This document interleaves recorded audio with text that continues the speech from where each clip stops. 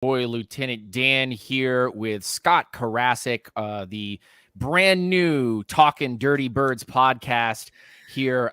Scott, how's it going, my man? Are you ready for our first episode? And how are you feeling about our Dirty Birds after whatever that was last year? I mean, the first 13 games didn't give me much promise because Marcus Mariota is absolute trash now. Ouch. But I mean, I did a comparison on Twitter and I was like, Marcus Mariota is no better than what Vic was for us, and Vic was no better than what Marcus Mariota was for us. But because Vic had some flashy plays on the ground as a runner, people got all excited. But they were both bad here. Vic eventually got better, but here he was objectively bad. It's interesting that before we even really get into things, this kind of feels like one of those Joe Rogan podcast moments where you have two intellects come into a room, they begin to discuss things, and before they can even get onto, hey guys, this is what the show is going to be about, how we're doing, we're just like, Marcus Mariota is no better than Michael Vick, and Michael Vick is no better than Marcus Mariota. How do you really feel, Scott? How does that?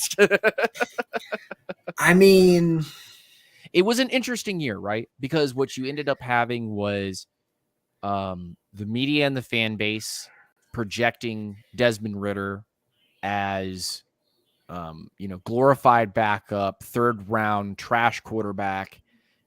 Marcus Mariota comes in, especially after the whole Deshaun Watson bit where the Falcons didn't pick him up, messed up the whole Matt Ryan, or maybe by design put Ryan where he needed to be and send him off because of that. Yeah. But then you get this offseason where the Falcons go into free agency. And we're going to get into that in just a moment, but they go into free agency, they pick up some fantastic players, and they really put the whole brand on Desmond Ridder, right? Like they give him the keys to the car. And so what were your initial thoughts off of, hey, Desmond, here you go. Like, get in there after 4 games. After seeing what I saw in those first 4 games, I feel like they should have started him earlier in the season, because going up against the Saints in New Orleans for your first start is a very tough place to do it, tough start to have. I think they should have started him against the Bears. Because if they start him against the Bears, they have a bad defense. They don't have a good pass rush. It lets him kind of get his feet wet. That game was won by run game and a kick return anyway. So you get him against a team that he can kind of learn. And instead of it being like a true NFL team, it's a 4A team at that point. They were not very good. They were the equivalent of like a 4A baseball team, like AAA, halfway between AAA. If college is AAA, they're right in the middle. Yeah. And that's what the Bears were. They were a 4A team last year. Put him against the Bears, let him kind of get his feet wet. The next week you have, I think it was the Chargers game the next week. Yeah, Chargers, which is the funny decision, because if you're a coaching staff and you go, obviously, this is a prime spot to be able to put Desmond Ridder and get him kind of maturing and going. But then the following week, you don't want to bench him or sit him against a Chargers team that, while statistically not the greatest thing since sliced bread, roster-wise could prove to be detrimental to your quarterback's and growth and maturity. So where do you start Desmond Ridder, especially if you still are in the quote-unquote hunt for a playoff spot, right? I think you just take the lumps. You let him take some lumps. Yeah. They let him take some lumps against the Saints. He took a little bit more lumps against the Ravens. And then he kind of got into his flow against the Cardinals and the Bucks. Yeah. If you let him take his lumps against the Chargers and the Bears, who aren't as good as the Saints and the Ravens last year, you end up building him up to, by the time you get to the bye, instead of that stretch being 1-3 or 1-4, you're 2-3, 3-2 in that stretch. Yeah. If you can win 3 games in that stretch, you go to the playoffs, you win the division, you have a winning record. And those last 4 games, maybe you don't go 2-2, maybe you go 3-1 and they beat the Saints. Yeah, it changes the dynamic, right? Because you're looking at a team that specifically and honestly was more run game oriented. They had a passing attack, but just statistically, the difference between Desmond Ritter stepping in and Drake London suddenly going off, and most of the pass catchers actually having heightened stats Yep. versus Marcus Mariota in the 13 games before, you see the complete difference, and you go, especially, by the way, I love this excuse. Oh, Kyle Pitts wasn't out there and now he's a bum because he got hurt and he wasn't able to do things, and he has no chemistry with Desmond Ritter. Matt Ryan was able to make a tight end go for 1,000 yards with no touchdown.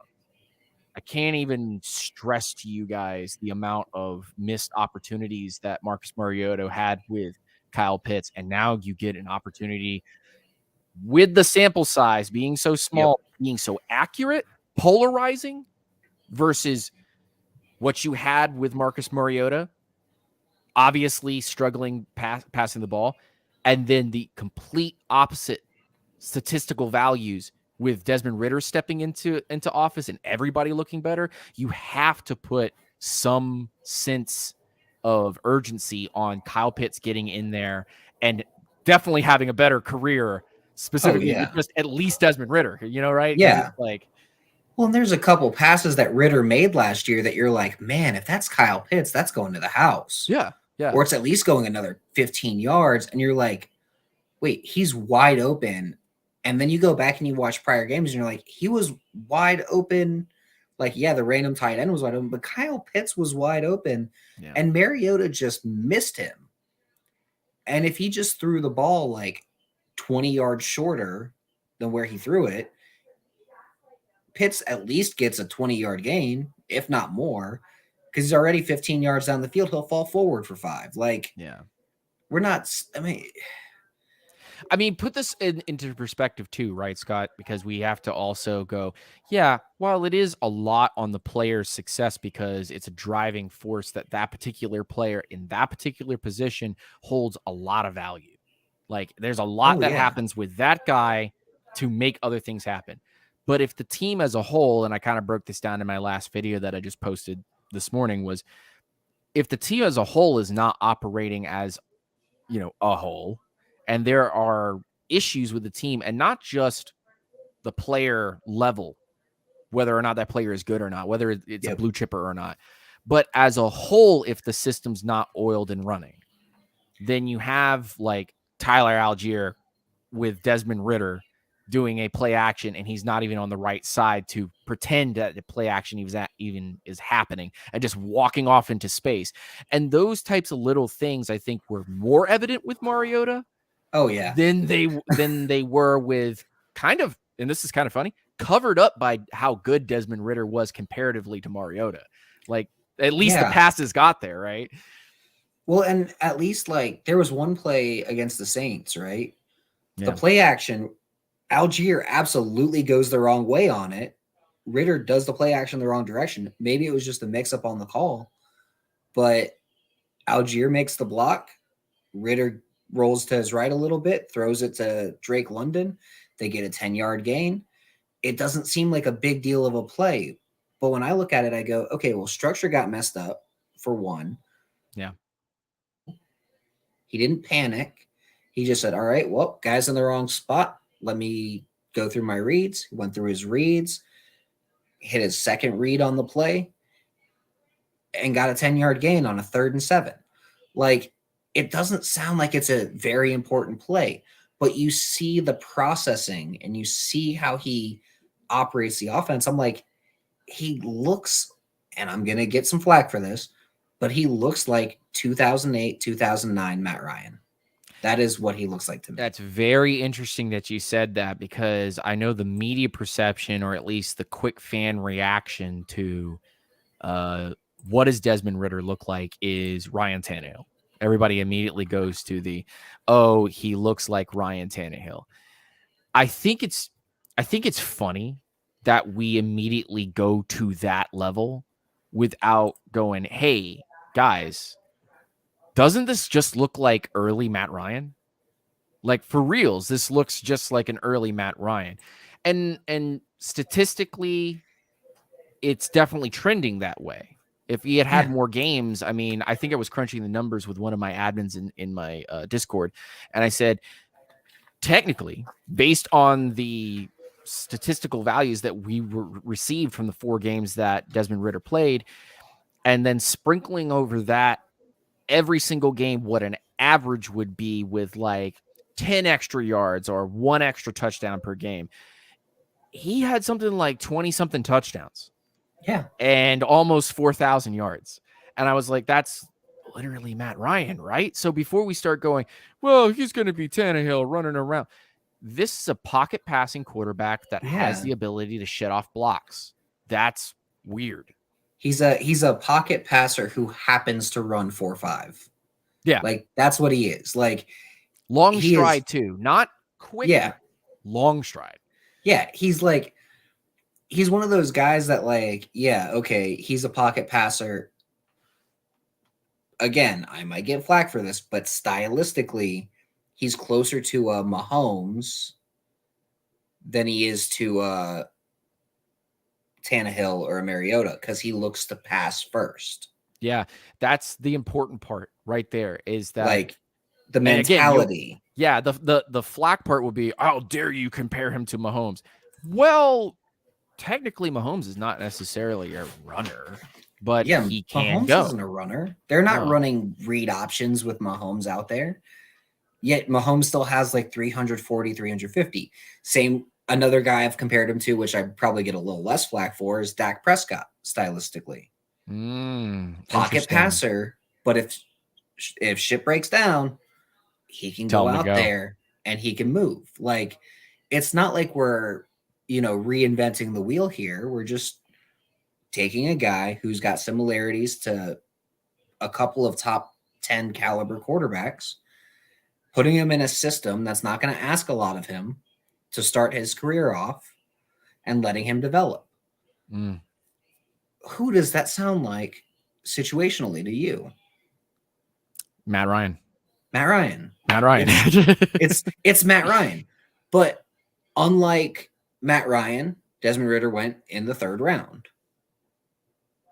Well, you go, why did he go in the 3rd round? What did everybody miss? It's the NFL draft. People miss stuff all the time. It was also the 2021 NFL draft right after COVID lockdowns and everything. Yeah. So this is true.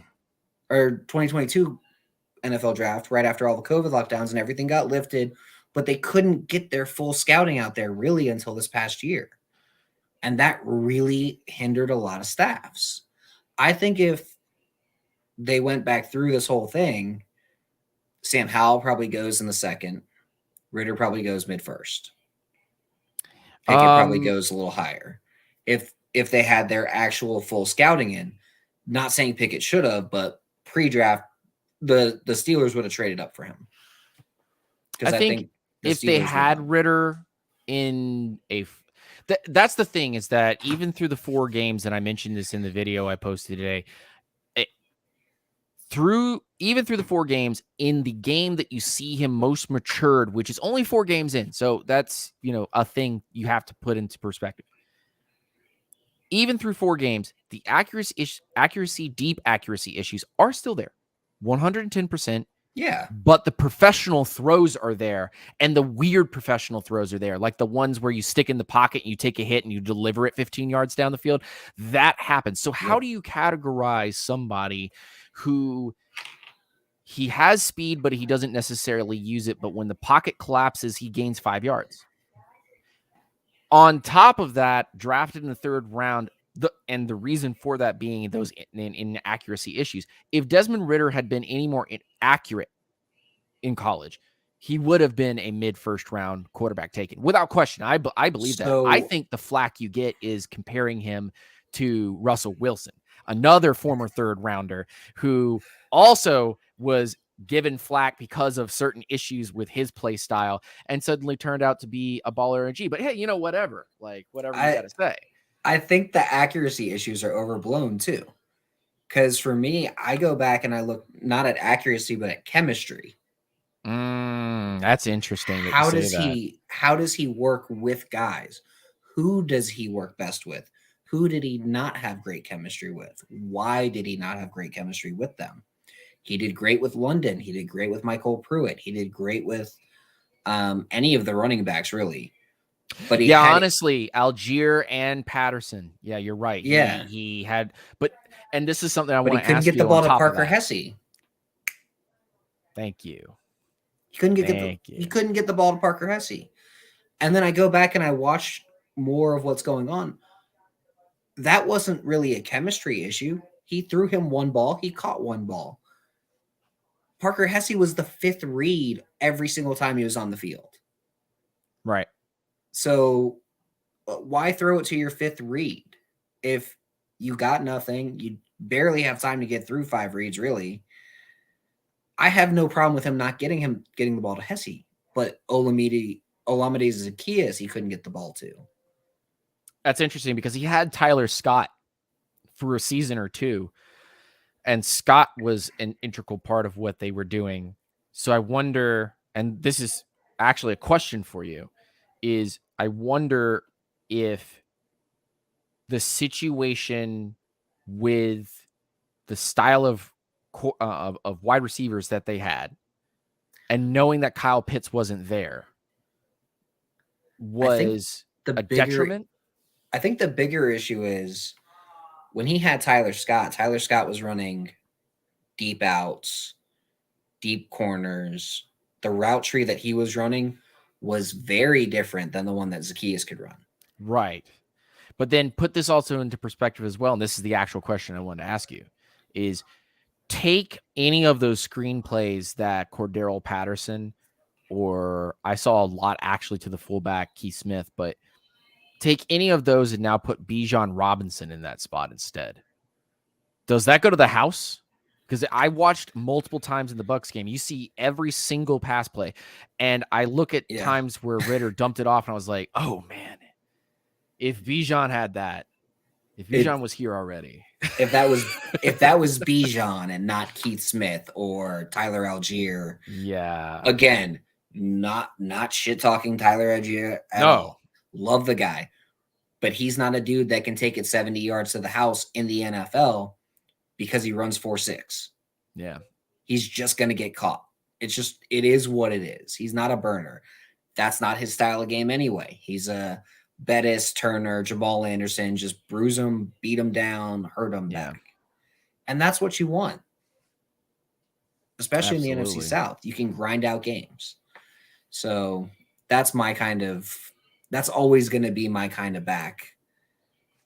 But getting into why we were actually doing the podcast. Yeah. Now that we've had our feelings and discussion on Desmond Ritter that we said we weren't going to have, but we ended up having it anyway because, hey, man, he's not Michael Vick. This kind of is, but this is all kind of married together, right? Because you can't have the discussion that we're going to have right now without having the Ritter discussion. Because it's married together. True. You go to free agency saying we have a specific mold of guys that we're putting together, whether it had been Trey Lance when we had an opportunity there or Desmond Ritter now. We have built this team in a structure to make a specific style of quarterback with a specific skill set of guys work. And now we have a defense that we specifically need to put things together because we're switching defensive coordinators and a guy that is familiar with a lot of our players, whether they played against him or he has had opportunity to teach them. And getting into a couple of big signings, because we kind of made a little list beforehand. And I look at the list of the quote unquote big signings. Because I differ with one particular guy as a big signing. Which one is that? Specifically for me. I love the fact that we went after Jesse Bates. Bates. And when he's playing at top level, Jesse Bates is the guy, without question. You just want him to stay healthy, and you just want him to have that fire constantly lit. will Ryan Nielsen be able to keep that fire lit? Because when he's sluggish, it shows. But it when he's on, Jesse Bates is the best safety in the league, bar none, without question. I think part of that is due to injury, though. Part of that sluggishness is like, oh man, I just went out there, I just covered a 40-yard pass, 40-yard deep ball. I knocked it away. It's now 3rd and 11, and I got to go do that again. And I'm just a little winded. Like, give me a couple seconds to catch my breath, man. The game has changed though, right? Because now it's up tempo, things are quicker, and you're spreading everything out. So we with this being our first podcast episode, are we grading these? Is this what's happening here? Are we grading these as like that's the A+ signing right there? I mean, it's more just how are they going to impact? Like, how do you feel that's going to impact the defense? And I mean, for me, it's Jesse Bates is that true free safety. He's going to be that umbrella, that eraser. But when you have a guy like Richie Grant, if you have a play where, Bates is covering that deep third and he gets winded, all right, now have him covering underneath and Grant can cover that deep third. Yeah. So you've got the ability to have those guys, or you can go too deep, cover two, and they're going to run a lot of too deep with Nielsen. They're going to run a lot of different kinds of blitz packages and simulated pressures where it may not be a true blitz, but hey, you got 3 guys overloading one side and you got 2 guys dropping back on the backside.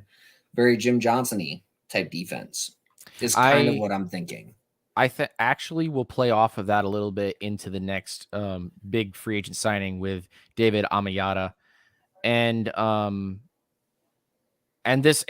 third one we'll get into in a second. And that's where I differ. But Amayada changes the dynamic of the interior of the defense because you've been trying to plug and play this for quite some time, right? You had Paul Soliai, many moons ago.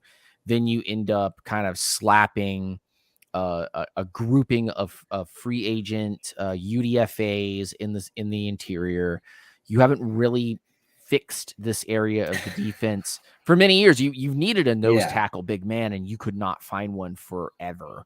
And you can't put Grady Jarrett there because that's just that's not using his skill set to its finest. You can put him there, but the only reason why you would put him there is because you have a guy who can play a 1 or a 3 you're just flipping for that couple of downs or that down. So I get what you're saying. Like, you don't want to have that. And I agree with you about Onyemata. Like, he's very, very good despite being like 310. He's not really a true, like, size-wise nose tackle. But in terms of space eating. Yeah, he's space eating and he's strong. Yeah.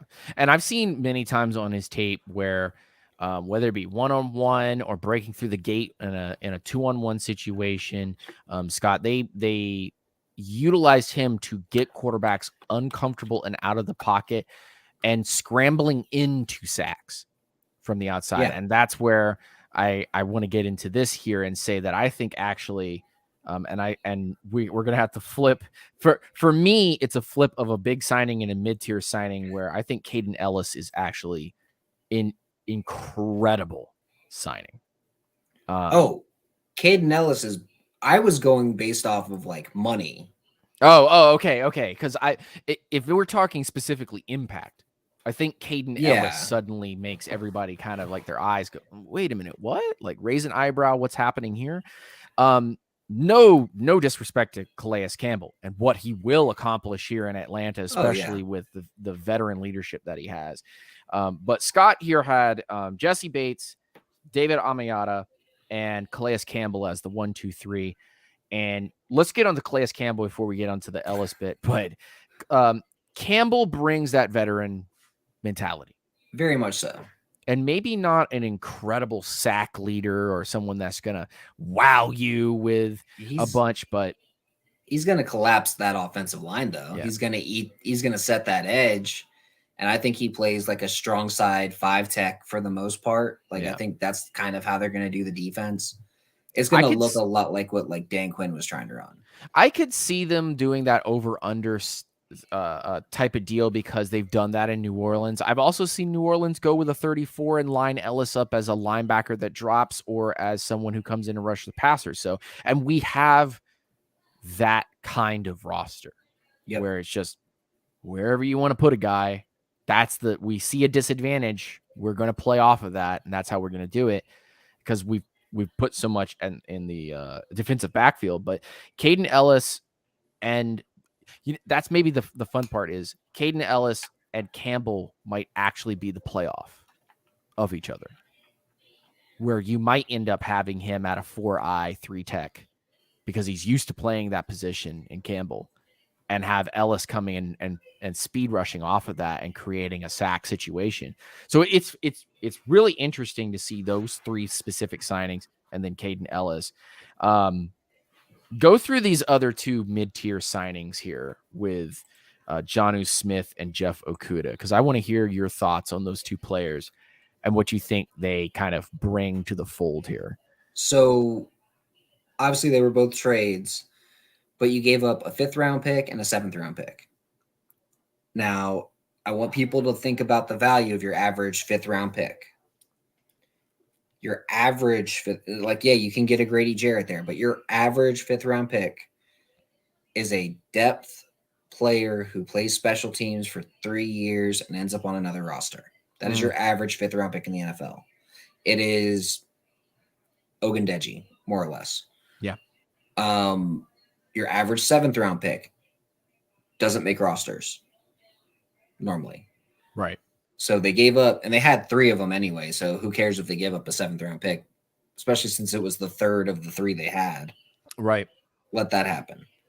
So what they gave up was pretty much nothing to get 2 guys on essentially rental deals and see what they've got here. Jonnu Smith, I think, provides a lot more versatility to the offense. The fact that you can go out into the huddle in 22 personnel and then a line like you have 11 is going to throw a lot of people off. You go out there with, say, Cordero Patterson, Jonnu Smith, obviously Pitts, London, and then, say, Bijan Robinson, right? Right. That's 22 personnel.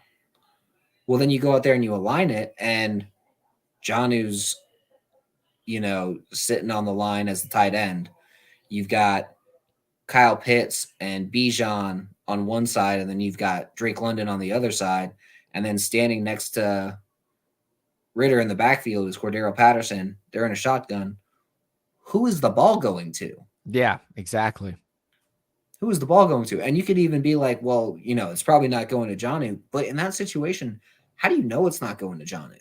Yeah, how do you know he's not going to run a heater straight up the middle of the field, or the classic Hooper misdirection play action where he cuts across the entire formation and then goes straight up the sideline? You have no idea, and that's what's so dangerous about Jonnu Smith, right? Like he can make those catches. Yeah, and you could even align in standard I form with that same set. Yeah. Have Pitts or like a 2 tight end I form. You could align in 22 as well, very easily. Or even have Jonnu at fullback and then throw, Patterson out wide and have Bijan and just line up in standard I form. The versatility of a guy like Jonnu Smith, you can use him at fullback, you can use him at tight end, you can use him in the slot, you can use him out wide. That gives you so many options for your offense. They talk about positionless offense, and the reason why they do is because Desmond Ritter is essentially supposed to be a point guard in the way the offense is designed. Right. Just get it to the open man, let him get his yards. Get it to the open man, let him make the play. That's a point guard. That's all a point guard's supposed to do, right? That's all Desmond Ritter's supposed to do. Get it to your playmaker, let him make the play. Adding more playmakers, adding versatile playmakers is only going to make his job easier, especially with how they design the offense. And I went through and looked at NFL GSIS, game information system stuff, and looked at all the different packages that Atlanta ran of just personnel packages. They had something like, it was like the 3rd or 4th highest amount of different personnel packages last year.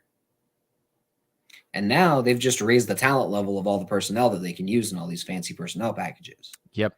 You go to free agency to change the dynamic of your team right now. And you use the draft to cultivate things as you go to create more stars so that when the time comes, whatever's currently starting in your roster can have that filled, and you're not constantly in a need-based structure. So that's a really good Exactly. point actually to put together, is that what you're creating and cultivating is a team that is just, I'm here as an outlet to send it to where it needs to be and then win football games. Yeah. And What does then Jeff Okuda do for you? I think that's a lottery pick. Okay. Like, don't get me wrong.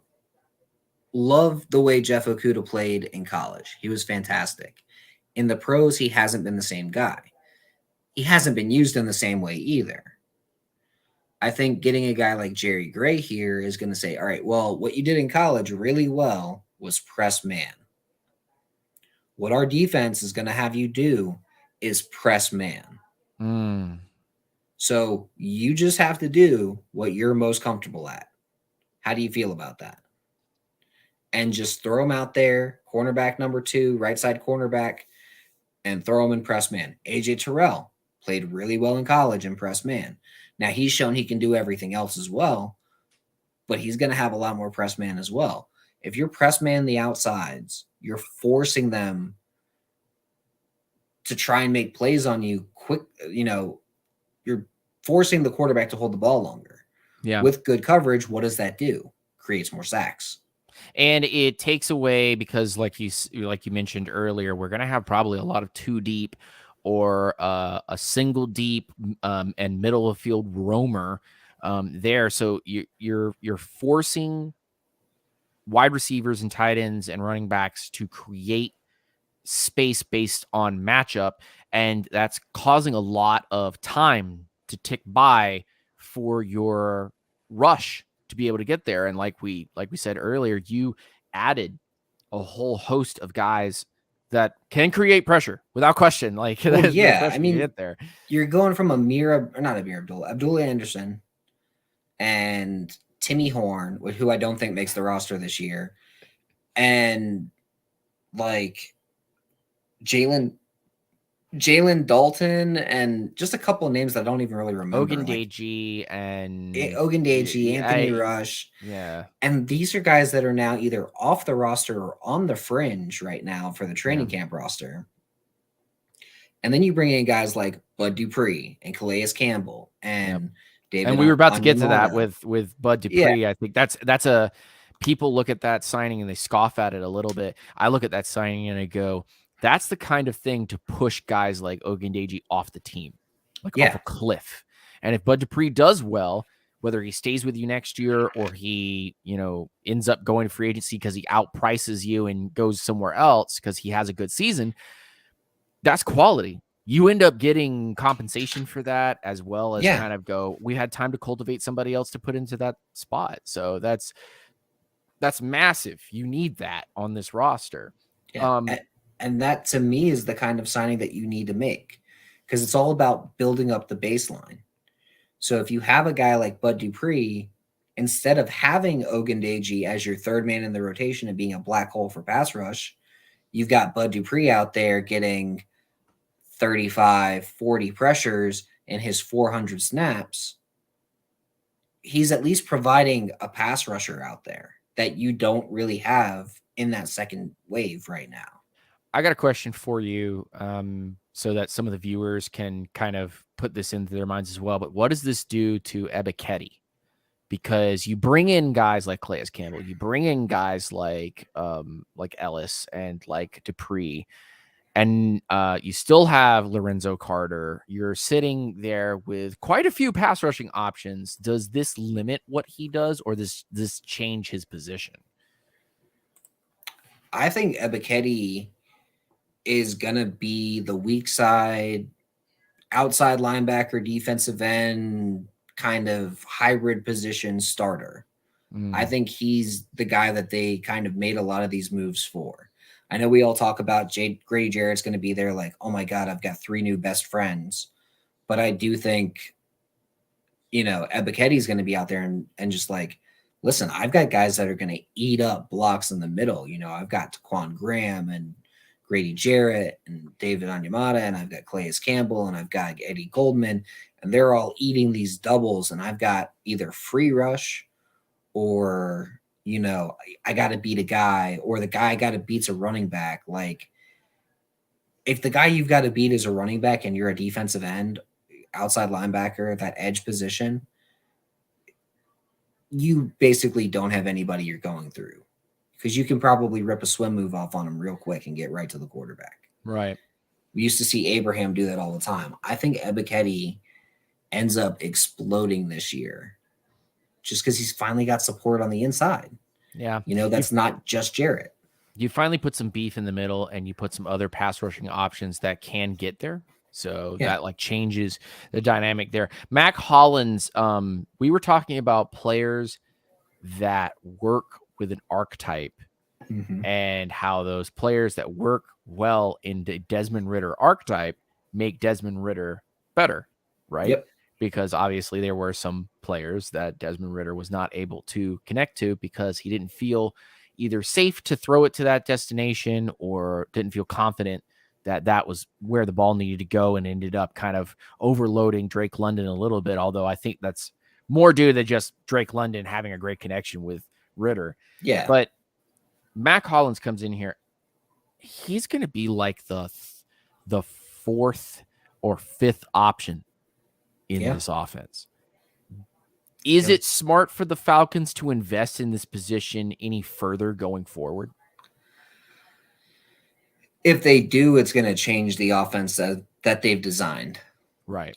I feel like the offense they've designed right now is, we need versatile playmakers. We're going to use these guys all over the field. We're going to keep them rested and healthy and, as fast as we can keep them, because that's going to put pressure on the defense, and that's going to really hurt the defense. I think a guy like Mac Hollins, you have him come in, I think he's going to be out there for a lot of running plays. But I also think he's going to be probably number 3, number 4 read on a lot of plays, or the check down on like a 3rd and 7, right? He's going to be the guy running the dig across the field. Do you feel he gets more touches than, say, because obviously Drake London and Kyle Pitts were thinking that are going to get a 1 and 2 heap of touches. We think that, right? Because we feel that that's the investment you have to make in those players because they're first round picks. I digress on that statement. I think something a little bit different. But then you get into this whole pool of players. I mean, I name them off here, and I want to see how many people in the chat wins. You put Bijan Robinson, Mac Hollins, Scott Miller, Tyler Algier, Jonnu Smith, and Cordero Patterson. That's 6 guys. Yep. All who could possibly take targets. Yep. All who possibly would get opportunities to run with the ball and or get blocking options. And you take Mac Hollins out of that grouping and go, there's a lot more talent here than Mac Hollins getting 4 receptions a game. Maybe, because you're going to be feeding the ball somewhere else, right? I think Hollins is going to be out there a lot. Okay. As that 3rd or 4th option on the field when he's out there, and he's going to be out there a lot run blocking. But I think his numbers are going to be like 35, 40 targets on the year, maybe 30 catches, maybe like 400 total yards, and then like 5 touchdowns. Because I think in the red zone, like, you want his height in the red zone. He's going to have a specific role in the offense. He's a role player. And people go, oh, why'd they go and give Mac Hollins a contract for number 3? He's making like $2 million this year. Yeah. It was cheap. Who cares? Like, so hear that, fantasy gurus? Mac Hollins out. Touchdown vulture. Touchdown vulture. Kyle Pitts sufferer. I think Pitts is going to have a massive year. It could be a huge year for him. I still see the chemistry with Ridder and London. being probably the most effective thing. But let's get into some of the draft stuff, because let's talk about one of those guys that's going to probably eat up some targets. Bijan Robinson is an Atlanta Falcon, and Yeah. it was clear as day. I mean, we don't even have we couldn't even get 40 minutes into this podcast here without mentioning Bijan Robinson within the first like couple sentences, based on like, oh, and imagine Bijan Robinson taking that pass. Yeah, we can, because he's here now, and I think, November of last year we knew Bijan was on the radar to potentially get into a play with Atlanta. We really knew something by into February. It was kind of already done. It's one of those things, like around the combine, you're going to hear a weird name connected with Atlanta, and you're going to be like, this makes no sense. And then when they draft him, you're going to be like, that's the vision they have. That makes sense. Yeah. Like Kyle Pitts. Yeah. Like Bijan Robinson, like Kyle Drake Pitts, London. like there's no reason why they should have. Don't they have like guys, and you have Julio Jones, and then the next year, well, they have Kyle Pitts and all these other things. Why are they taking this Drake London guy? I mean, don't they have some good wide receivers and stuff? And then the following year, don't they know they just have Tyler Algier from round where he had 1,000 yards, and oh, wait a minute, they're gonna throw the ball to him a lot. Oh, okay. Oh, well, yeah, it's like Bijan Robinson can be used like Christian McCaffrey, so let's use him like Christian McCaffrey. I know it's a sin to say that anyone who has the potential to catch the ball and is a dynamic runner is a Deebo Samuel's clone. But the more I look at the structure of the way Arthur Smith has built things here in Atlanta versus the way that Kyle Shanahan was building things in Atlanta or has built things in San Francisco, it's like San Francisco's built on speed. And every one of those players has goofy amounts of speed. And then on the Arthur Smith side is you guys are all deceptively long striders. And every single one of you is great at blocking, even though you can catch the ball. And every single one of you is a power guy. And like none of you are going to like blaze a trail down the field like a Dalvin Cook or something like that. You're all big men. And I think that's weird because it plays straight into Desmond Ridder and how he operates. Like this is dead perfect for it. And you add Bijan Robinson into this and you're like, well, they're going to need to do something with this offensive line. And of course they do. They go get Matthew Bergeron, which is exemplary, is fantastic to see him join Atlanta. What are your thoughts on that? So a lot of people said, like I said, he's a great pass blocker when he got drafted. And people were like, no, he's a great run blocker. I go, as a guard, he's a great pass blocker. Like when you see how he moves like a guard, he's too quick to play guard sometimes, which is not a bad thing. Like he's got the speed he can handle speed on the inside. He's powerful. He can handle power on the inside. He's going to instantly translate as a pass blocker. You take a guy who's a good pass blocker and he's already a pretty solid run blocker, but he's going to get better there too. And you put him in a scheme that teaches him how to run block and really work with everybody else. I think Bergeron is going to come out and look like a fantastic pick, especially since he's going to learn from Lindstrom. And he'll have Jake Matthews literally right next to him, which is absolutely heaps and leaps and bounds so much better than any situation you could put a rookie into, especially in this day and age in the NFL. I mean, if you looking at Lindstrom and McGarry getting picked back to back, just hoping that those talents would be able to stay together. And, they are obviously, but that was an ideal situation because you're hoping two rookies turn out at the same time, both from the first round. You're betting on a lot. In this situation, you're going, we have an all-pro sitting here at left tackle. Mm-hmm. We've got an up-and-comer in Drew Dahlman, most likely playing center and has gotten better, which was wild. And you have your right-hand side of the line. We're going to forget about that for a second because it's in its own kind of microcosm. It's growing on its own. It's locked in. You take those two pieces that I just mentioned, and you put a Bergeron, who is I'm gonna go out and say it on a limb here, a very good run blocker and a above average pass blocker, and you take those elements next to two guys that know what they're doing. Perfect line. You could not do it any better. Yeah. And they had one of the highest graded, regardless of whether you like them or not, PFF rankings as an offensive line last year. Not only run blocking, but go look at their pass blocking stats too, and you'll go, what? Because it's actually pretty darn good. It's actually pretty darn good. It's like 11th or so in the league, which is fine. Like you take that because you want top 10, but top 20 is nothing to scoff at. You're in the better half of teams that are out there.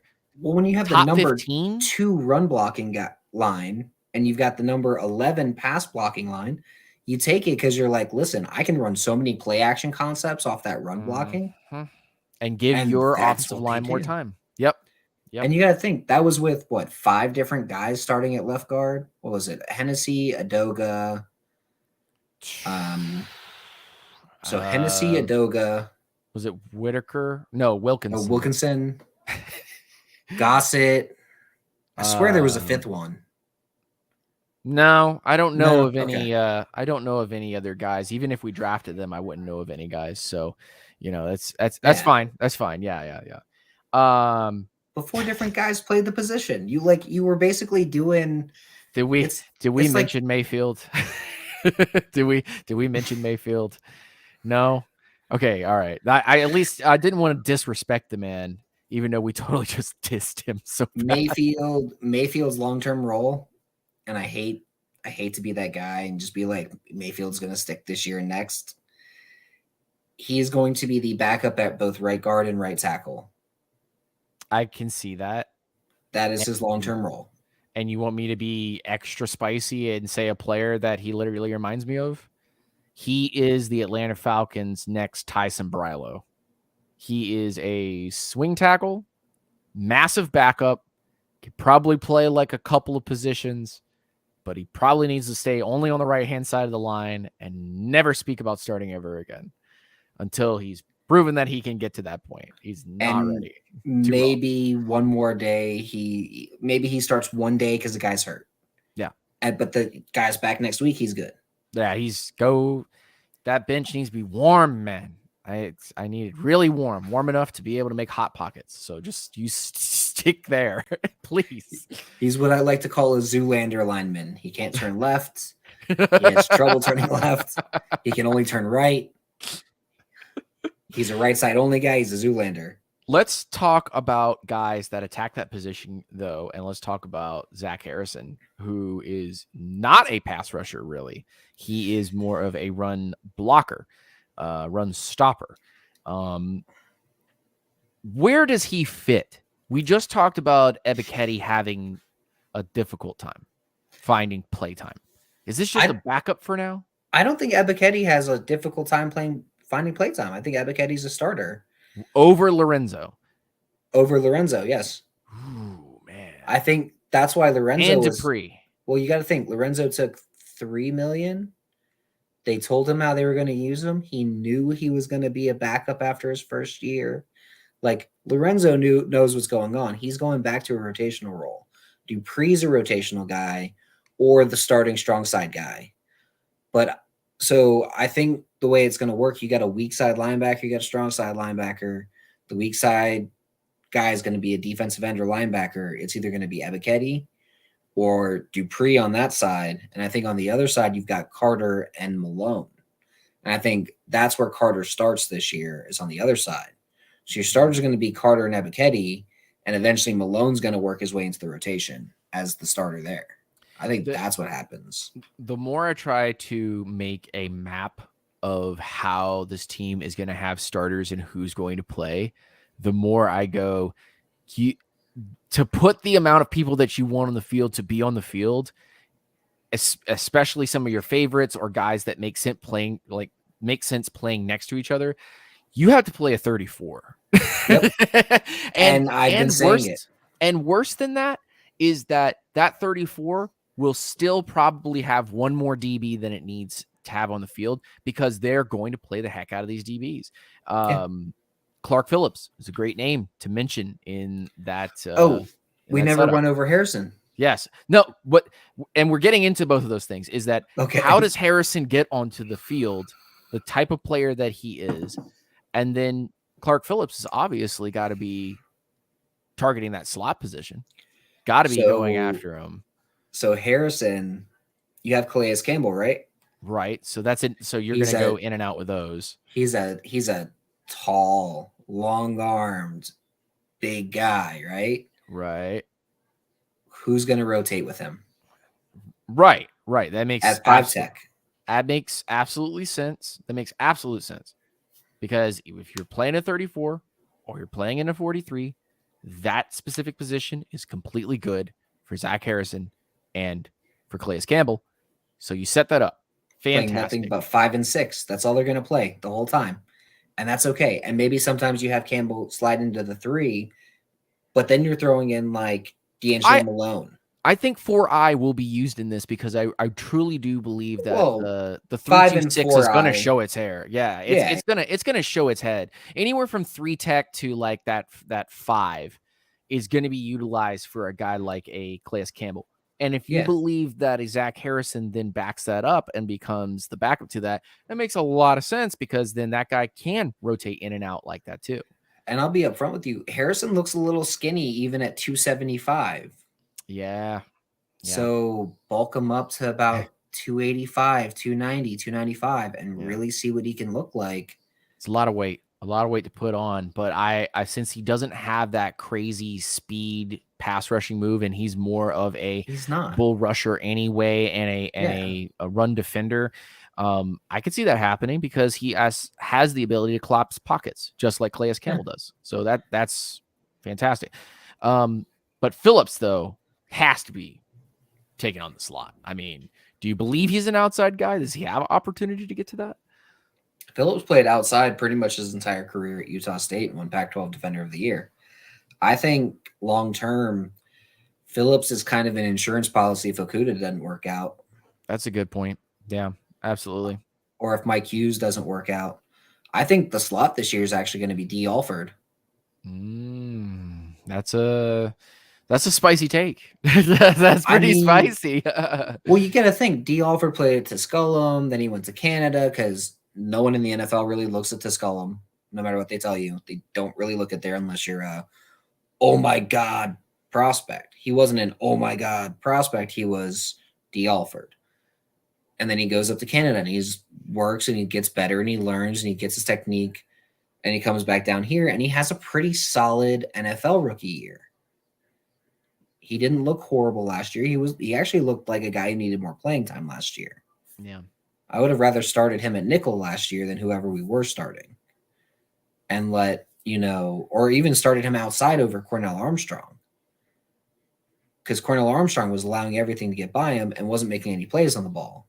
Right. So I think Alford is playing his way, even if maybe Alford plays outside and Phillips plays in the nickel long term. Who knows? But all I'm saying, Terry Fontenot found a lot of these dudes from Canada with the Saints. Yeah. Alford could be another one. He could be that guy who, I know he's from here originally, played in Canada, but the Canadian game, especially for cornerbacks and wide receivers, translates a lot to the NFL game because it's a lot of passing. There's a lot of technique you got to have. Yeah, absolutely.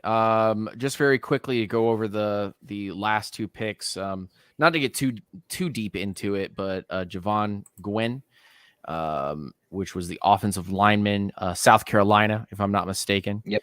And then DeMarco Helms. Is that how Helms? Yes.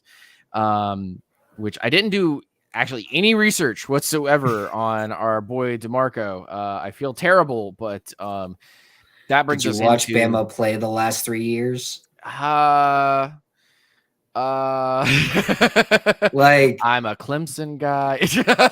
But if you watched like a national title game or a SEC title game and he's out there like that, you see him a lot. He's out there. Yeah, Yeah. he's out there, and it brings up, which is kind of like the other question that was on here that we kind of missed because we're kind of running out of time here, but um who are guys that are going to stand out that potentially get in that are camp bodies or people that are fighting for roster, and I look at the end of this draft class here and I say there's room enough, I think, for each and every single one of these draft selections, Yep. but you're looking at a team that for the last 2 years, right? For the last 2 years has really just kind of been building all of this back from a gutted roster. I mean, this roster was completely gutted. If you looked at any other sport anywhere else and you had the Falcons level of talent and situation from a cap perspective on any other sport, it would be seen as a ship that is not only burnt down, but also already hit the bottom of the sea. And we're looking at it as an ancient relic.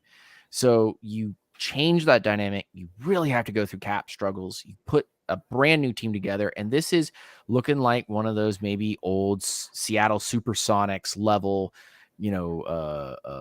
teams that's out there. One of those early on Atlanta United style teams where you've got a lot of promising players. And if this gets put together right and the coaching clicks, wow, you got a championship, kind of setting up for yourself.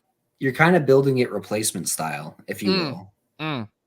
You got the guys who have been there. You've got a couple of veterans who cross the picket line, but they're all on the line, Yeah. And then you got a bunch of has-beens and never wases.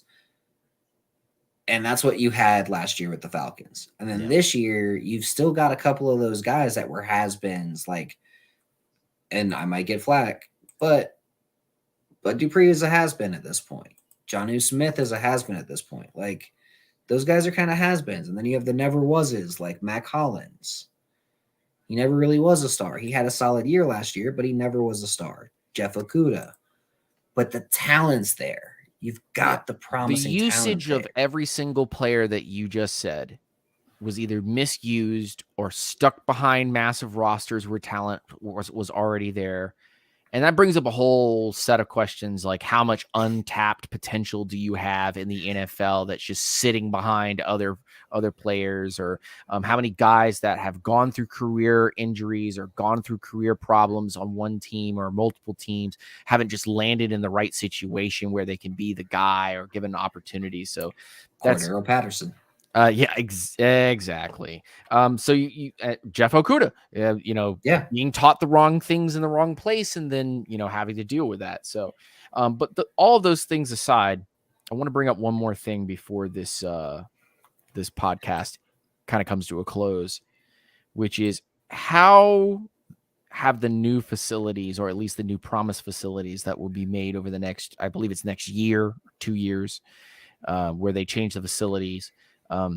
There was this whole grading of NFL facilities by the Players Association and which ones were good and which ones were not so great.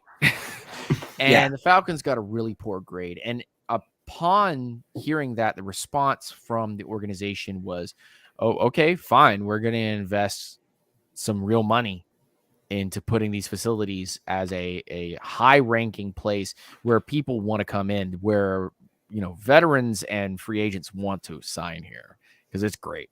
So what's interesting about that is the Falcons had already done all the research before the survey even came out, and had been like, oh, what do we have to improve? What do we have to do? They said, well, we want a bigger eating area. We want a better strength and training room. We want a better, facility, like just different facilities. We want a bigger locker room. And they were like, okay. And they were actually working on that. Then the survey came out. And one missed part of the survey is the percentage of players who believe that the owner would do anything about it. The Cardinals had like 10%. Yeah. They were the lowest. Yeah. The only two organizations that had 100% were the Falcons and the Steelers. They were of course, Pittsburgh will get something done. They were like, but Pittsburgh had like all A's and B's the whole way down, right? Atlanta was like, well, how do we improve? The reason why Arthur Blank got that 100% was because he had already done all the research himself and was like, we're going to improve this. You want it? We got it. All right, I'll put the money in.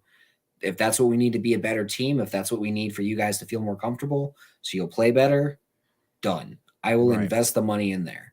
That is the kind of owner that Arthur Blank is. And I think a lot of people don't realize that he's always been that way. That's how they got the facilities up in Flowery Branch in the first place. Yeah, it's absolutely fantastic to see this organization showing out and building something that resembles a contender or maybe even a winner. Because Desmond Ritter went 2-2 in his time in Atlanta last year. Has now been given the keys to the kingdom. You've gone out in free agency and added a fantastic group of players. Maybe not all of them will stick with you next year, but you'll have quite a few of them with you.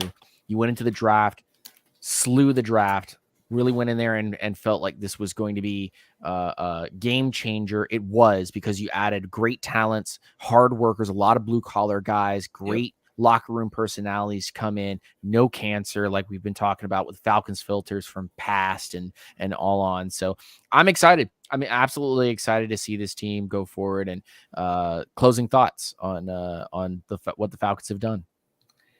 I think overall the offseason is probably the best thing you could have asked for this team. Yeah. They picked a quarterback. They built around that quarterback.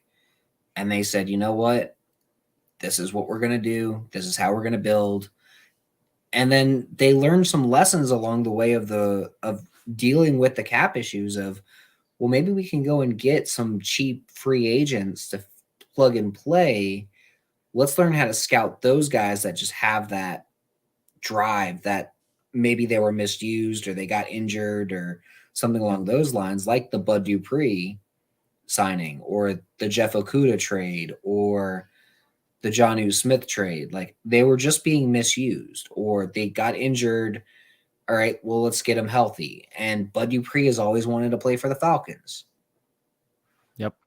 Grew up here. Well, bring him in. It's all kind of come to fruition, and not only the upgrades to the facilities, the talks to people through the free agent process and the draft, but I think everything just put together in a great package here has allowed the Falcons to have a fantastic offseason. And now we cannot wait until the training camps start up in the next couple of weeks.